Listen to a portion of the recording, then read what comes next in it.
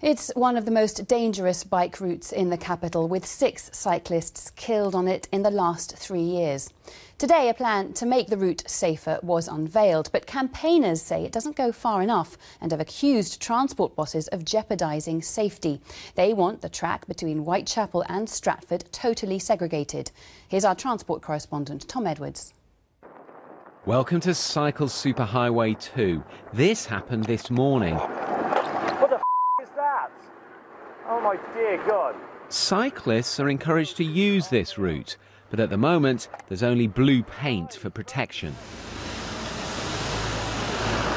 An upgrade was meant to separate cyclists from traffic along it, but that now won't happen here in Whitechapel. On this section of road, people are going to have to mix with buses, and that is really not good enough. I mean, they really need to improve this, and they need to return to the original proposal, which was for a cycle track to follow along this stretch of road. Cycle Superhighway 2 runs from Aldgate to Stratford. 6 cyclists have died using it or trying to get onto it since it opened in 2011.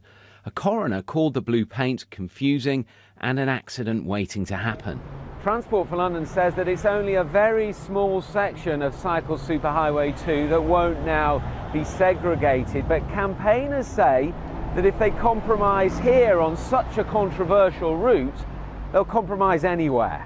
There are also concerns over the junction improvements. Whitechapel Market traders, though, are pleased that the bike lane has been replaced. It would have been disaster for the market, because for the unloading and loading, and not only that, even ordinary public, because the bus stop was after the bike lane, everybody has to go through the bike lane to the bus stop. So it would have been a disaster. Transport for London says work could start early next year and most of the route will have lanes. What do you say to the cycling campaigners who say you have watered it down, that it isn't good enough? Well, it's going to be significantly better overall. This whole route is going to be pretty much separated from cyclists, separated from traffic nearly the whole way. There's a very small stretch, about 6% of the whole route, only in one direction, where there will be this 5-metre bus lane with a 2-metre cycle lane. So that will be much better than what's there now, but it will also allow market traders to keep access to their stalls. Other major bike schemes are going through a similar process.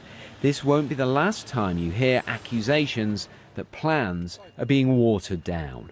Tom Edwards, BBC London News.